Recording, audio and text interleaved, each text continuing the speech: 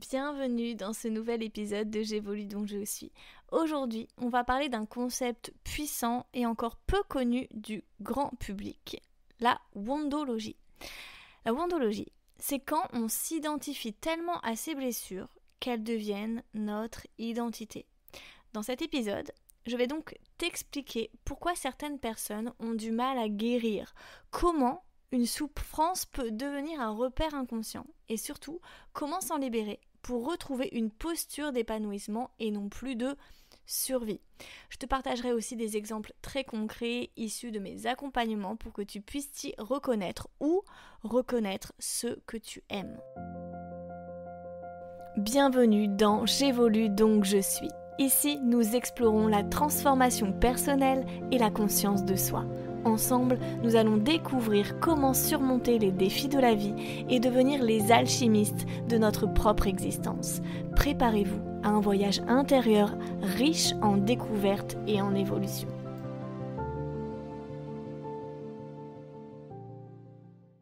Alors, c'est quoi la wondologie ? Le terme wondologie a été popularisé par Caroline Myss. Il désigne un phénomène où la souffrance devient une identité. En fait, au lieu de dire « j'ai vécu telle expérience, tel traumatisme, mais j'avance », on reste dans « je suis celle ou celui à qui c'est arrivé ». Et il faut bien comprendre que c'est pas forcément conscient. C'est une stratégie de l'inconscient pour survivre. Donc, comment ça se manifeste ? Par le besoin de parler souvent de sa blessure, parce qu'elle nous définit. Une peur de ne plus exister si on va mieux.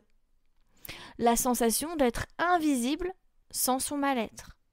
On peut aussi inconsciemment entretenir des douleurs, rejouer sans cesse le rôle de victime ou attirer des situations similaires. Tout ça parce que ce rôle nous permet d'être vu, entendu, reconnu. Et en quelque sorte, c'est au travers de ce rôle qu'on existe. Alors, le mieux, c'est que je te donne des exemples pour que tu comprennes le fonctionnement. Je vais te parler déjà de Marie, qui est une de mes patientes, et qui s'identifie à sa colère. Il faut savoir que Marie, elle a toujours ressenti de l'injustice. Enfant, on ne l'écoutait pas. On avait tendance à l'humilier, aussi bien à la maison que dans la cour de récré. Adulte, elle est devenue hyper engagée, mais toujours en colère. Son identité, en fait, elle était ancrée dans le combat, dans la douleur de ne pas être entendue. Elle ne savait pas qui elle était sans cette rage. Pour elle, en fait, sa colère, c'était son moteur. En séance, du coup, on a été explorer cette croyance. Si je ne suis plus en colère, je n'existe plus.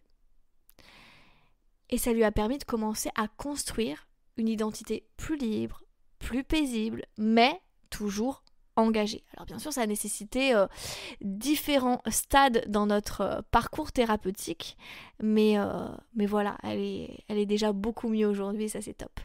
Maintenant, je vais te parler de Léo, où le deuil pour lui est impossible. Léo, lui, il faut savoir qu'il a perdu son frère dans un accident. Et il n'a jamais voulu tourner la page, même des années plus tard. Et pour lui, en fait, faire son deuil, ça signifiait oublier l'autre, oublier son frère. Et justement, c'est ce qu'il m'a formulé. Il m'a dit, si je guéris, j'ai l'impression de l'oublier. Ce qui fait que Léo, il restait enfermé dans la douleur par fidélité. Son mal-être était devenu un lien sacré à son frère. Avec lui, du coup, on a travaillé à transformer la douleur en hommage vivant. L'idée n'était pas d'oublier, mais d'aimer autrement. Donc il y a eu un gros travail d'hypnothérapie sur le deuil et il a fini par dire un jour, c'est fou parce qu'aujourd'hui je peux penser à lui avec amour, avec le sourire, sans me mettre à pleurer, sans ressentir cette douleur qui m'écrase le cœur. Et je vais te donner enfin l'exemple de Clara.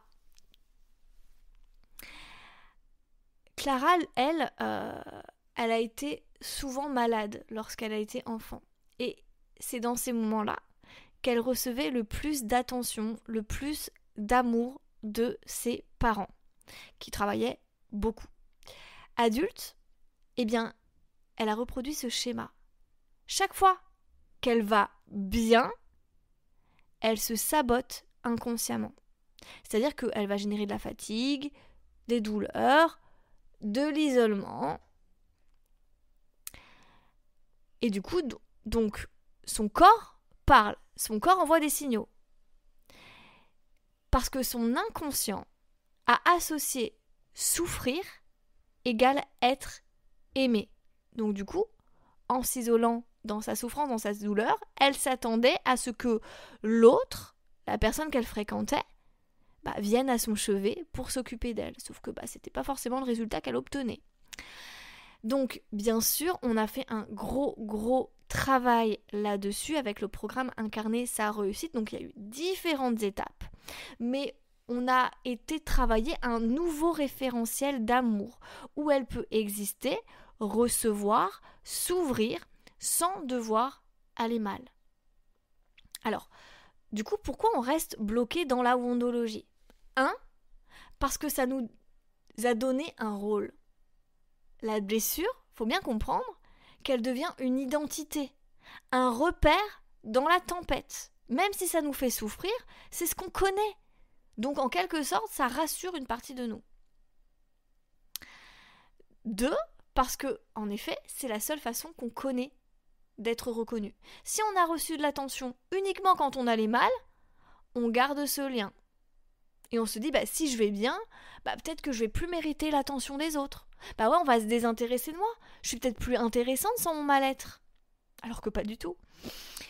3, parce qu'on a peur de guérir. Donc comme je le disais précédemment, guérir, c'est perdre un lien. C'est aussi devoir vivre une vie nouvelle, une vie inconnue. Et ça, je l'ai dit à de maintes et maintes reprises, notre cerveau préfère le connu, même s'il est douloureux, que l'inconnu plaisant. 4. Parce que l'environnement ne change pas. Et ça, on l'a vu dans l'épisode précédent. Si les proches nous renvoient toujours à notre blessure, c'est difficile d'en sortir. Donc comment se libérer de tout ça ? Le point 1, c'est déjà, et c'est très important, c'est de mettre de la conscience. Pose-toi cette question. Est-ce que je suis en train de revivre une blessure ou d'en sortir ? Identifie les bénéfices secondaires de rester dans telle posture. Qu'est-ce que ça me permet d'aller mal, même si c'est de façon inconsciente ? Donc, par exemple, si on reprend l'exemple de Clara qui avait l'attention de ses parents à chaque fois qu'elle allait mal, si je vais bien, peut-être qu'on ne me donnera plus d'affection. Donc, en effet, aller mal me permet d'avoir de l'affection de mes proches. Ça s'appelle un bénéfice secondaire. Même si, initialement, le truc nous fait souffrir. 3, il faut créer une identité positive. Qui suis-je au-delà de mes blessures ? Qu'est-ce que je veux incarner maintenant ? Donc ça, bien sûr, c'est un processus. Donc c'est important de te dire, qu'est-ce que j'ai envie d'incarner ? Qu'est-ce que je veux ressentir ? 4, il faut travailler bien sûr en profondeur avec des outils adaptés. Je le répète à chaque fois, mais l'hypnose et le EFT sont des outils fabuleux pour travailler sur tout ça. C'est vraiment extraordinaire quand tu mets le nez dedans, dans ces outils, parce qu'ils sont puissants pour te reconnecter à une version de toi libérée du passé. Et le dernier point, le point 5, c'est changer d'environnement intérieur et extérieur. Donc bien sûr, on peut travailler sur soi, mais changer ce qui se passe à l'extérieur, c'est pas toujours possible, ou en tout cas de manière aussi rapide que ce qui se passe à l'intérieur de toi. Mais il est essentiel de t'entourer, au moins dans la mesure du possible, de personnes qui te reconnaissent pour ta lumière, pas pour tes cicatrices. Donc bien sûr, ça c'est un chemin, chaque chose en son temps. Donc la conclusion, tu n'es pas ta blessure. Tu es bien plus que ce que tu as vécu et tu as le droit de briller, de respirer, de vivre même si tu as souffert.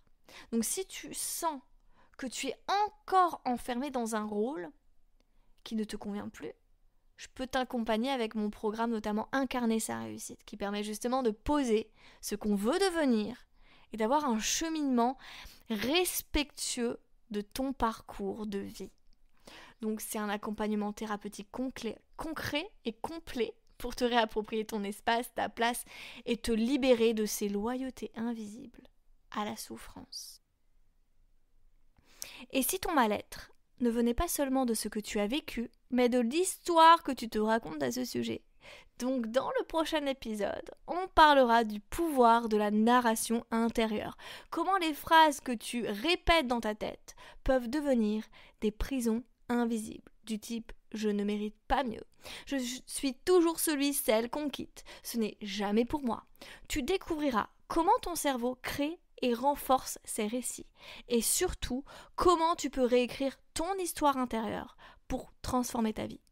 À très vite pour ce nouvel épisode et n'hésite pas à partager celui-ci si celui-ci t'a plu. À très vite.